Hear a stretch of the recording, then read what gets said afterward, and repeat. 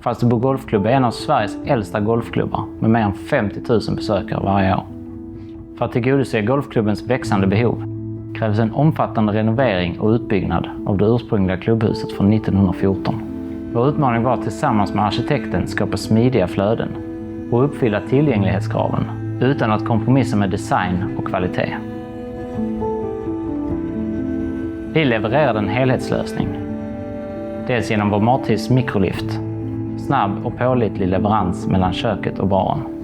Och i samråd med byggare och arkitekter valde kunden vår korghiss Sibes C1 Pure till entrén. Det är en hissmodell som både uppfyller tillgänglighetskraven och kan anpassas för att smälta in i miljön. Båda hissarna installerades snabbt och smidigt på bara ett par dagar.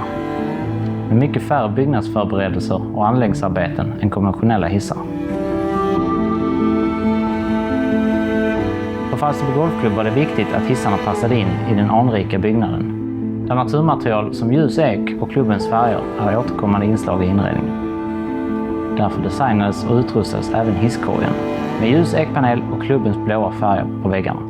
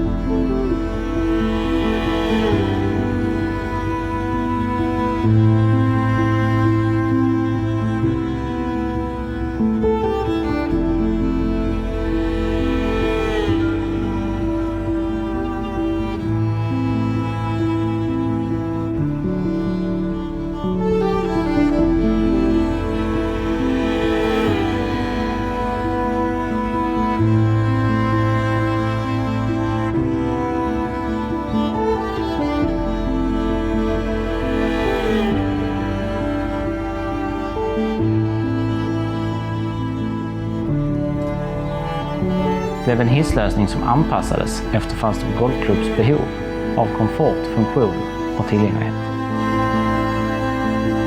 Vilket gör att klubbhuset kommer fortsätta vara medlemmars andra vardagsrum i 100 år till.